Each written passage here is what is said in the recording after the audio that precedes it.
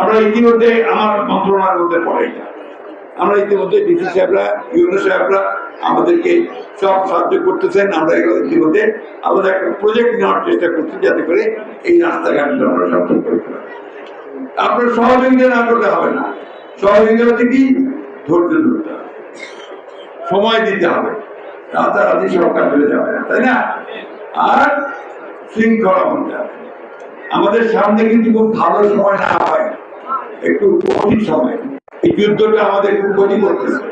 আমাদের তেলের দাম বাড়বে, আমাদের জিনিসপত্রের দাম বেড়ে যাবে, কিন্তু সেগুলোকে সয়ে নিয়ে আমাদেরকে আগাইতে হবে।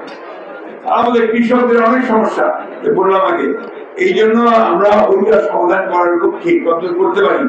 আজকে আবার আমাদের প্রধানমন্ত্রী তারেক সাহেবের নির্দেশে আরেকজন মন্ত্রী থাকবে, উনি হচ্ছে উপদেষ্টা মন্ত্রী পর্যায়ে একজন অর্থনীতিবিদ ডক্টর রাশেদ তিতুমির, উনি অর্থ মন্ত্রণালয়ের দায়িত্বে আছেন। উনি এসে আমাদের 3টা জেলা পঞ্চগড়, ঠাকুরগাঁ, দিনাজপুরে দেখবেন যেখানে কৃষকদের জন্য কি করা যায়।